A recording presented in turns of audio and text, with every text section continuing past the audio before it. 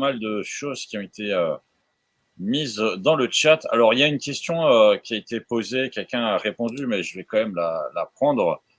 Donc, il y a Rasputin qui demande s'il y a un site à conseiller ou à télécharger pour le jeu, justement. Alors, à télécharger, non. Il est libre de consultation, mais pas libre de téléchargement.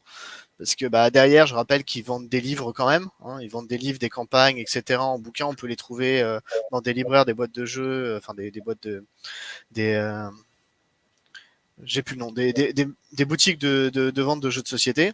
Donc, on peut pas les télécharger, les imprimer librement. Par contre, on peut les consulter. Pour tout ce qui est français, je conseille le site pathfinderfr.org, site basique, sur lequel il y a toutes les règles et il y a un forum très bien alimenté.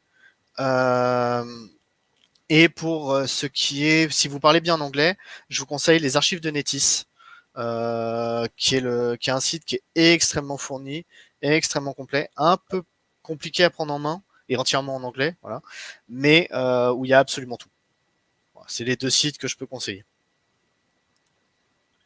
Super. Alors, si jamais vous avez des questions sur ce qu'on a dit, n'hésitez pas à en poser.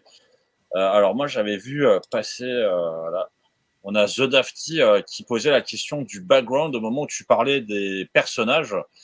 Donc, si je me trompe pas, tu parlais justement de la création des personnages et je pense que la question c'était par rapport au background du personnage. Est-ce qu'il y a un background? Combien de temps ça prend pour développer le background pour les joueurs?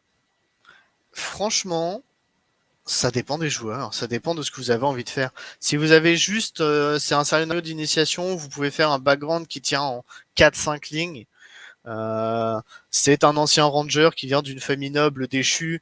Sa famille a été décimée partiellement par des orques. Du coup, il leur voue une haine viscérale et il est parti chasser des orques et il s'est retrouvé embarqué dans un groupe d'aventuriers et pouf, le voilà aventurier. Hop, c'est un background. Ou vous pouvez être un peu violent comme moi et faire des backgrounds de 7 pages. Ça dépend vraiment de ce que vous avez envie de faire, de l'attachement que vous allez avoir à votre personnage. Je sais que j'ai un background sur Pathfinder qui fait 5 pages pour un personnage de niveau 4. Euh, En général, quand je le poste, les FJ tirent un peu la tronche, surtout quand je les poste pour des one-shots. Mais par contre, quand je les poste sur des campagnes longues, j'ai fait un background qui avait 6 pages pour un autre personnage, pour ma campagne de l'héritage du feu.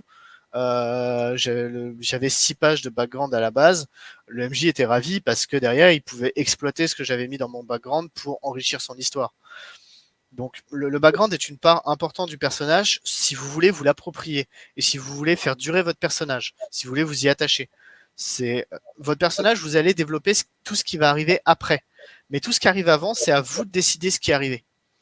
Donc c'est un très bon moyen de s'approprier le personnage, de le créer entièrement. Et éventuellement, ça peut même vous donner des idées parce que sur des builds, des fois, c'est compliqué de dire est-ce que je prends tel don, telle option, etc. Si vous avez fait un background avant, vous regardez le background, ça devient plus logique. Je sais que j'avais justement mon personnage de l'héritage du feu qui venait d'une famille très pauvre, qui venait d'un milieu défavorisé. À un moment, dans les différents dons qu'il avait à prendre, enfin dans les différentes options qu'il avait à prendre, il y en avait une où en gros, il fallait qu'il s'oriente soit vers l'égoïsme, soit vers la générosité. Je l'ai fait partir vers la générosité parce qu'en fait, c'est comme ça que lui a survécu et qu'il a réussi à monter au sommet. C'est parce que d'autres gens lui ont tendu la main. Je me suis servi de mon background pour faire ce choix-là. Donc voilà, le background, c'est quelque chose qui vous permet de vous approprier votre personnage et qui vous permet de l'aider à avancer quand vous avez des blocages plus lents. Alors, on a une autre question de Rasputin qui nous dit est-ce que le jeu a été adopté en jeu de plateau? Est-ce que tu connais, est-ce que tu as un avis dessus? Je ne savais même pas qu'il avait été adapté en jeu de plateau. Je sais qu'il a été adapté en jeu vidéo. Techniquement, pour moi, le jeu de rôle, c'est un jeu de plateau. Parce que quand j'ai commencé sur table, on avait un plateau, on avait des cases et on avançait dessus. C'était un jeu de plateau. Mais je me doute bien que c'est pas ce qu'il veut dire. Et du coup, non, je ne connais pas le jeu de plateau, donc je ne peux pas donner d'avis dessus. Ah, dommage. Bah, sinon, sur le jeu vidéo, est-ce que tu as un avis dessus? Oui, il est dur. Il est très très dur. Il reprend très fidèlement la campagne, mais il est vraiment très très dur. Au point où le jeu a eu des patchs dont le seul et unique but était de mettre plus de potions de soin un peu partout dans le jeu pour régénérer ses personnages, parce que sinon c'était beaucoup trop compliqué. Mais il est très fun. Alors, on a une autre question. Alors, des idées de développement. Alors, je ne sais pas à quel moment tu posais. Alors, est-ce que il y a des idées de développement peut-être par rapport au jeu de rôle en lui-même? Est-ce qu'il y a des nouvelles versions du jeu de rôle ou est-ce que Oui. Alors, je sais pas si ça c'était la question, mais on va partir sur cette question-là.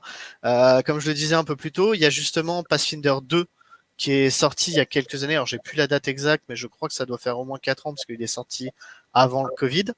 C'est bien, le Covid, ça sert de bonne date de référence. Il est sorti avant le Covid et c'est les développeurs, c'est la même équipe qui ont repris leur jeu et qui se sont dit on va le simplifier et on va virer toute une partie des problèmes qu'il y a eu. Et ils ont réussi. Donc la version 2 est abordable pour des débutants plus facilement. Elle est plus facile pour monter des personnages. Là où même maintenant je mets encore une journée complète à monter un personnage complet sur Pathfinder 1.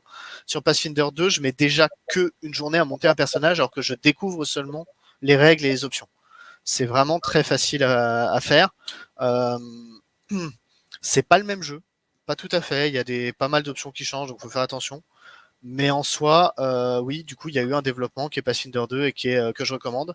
Et la grande idée des développeurs, que je tiens à souligner, c'est qu'ils ont considéré que toutes les campagnes qu'ils ont sorties dans Pathfinder 1 étaient canon, qu'elles étaient résolues, et que Pathfinder 2 se déroulait après toutes ces campagnes-là. Donc on a toutes les conséquences des campagnes que des joueurs ont pu faire dans Pathfinder 1 qui débarquent.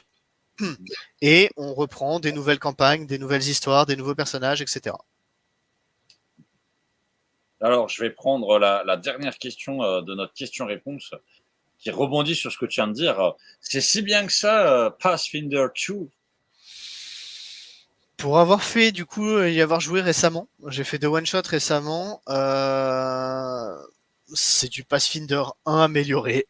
C'est très sympa, bien géré, c'est très cool. Mal géré, c'est comme tous les jeux de rôle, c'est une catastrophe. Donc, faut tomber sur une bonne équipe et des bons joueurs.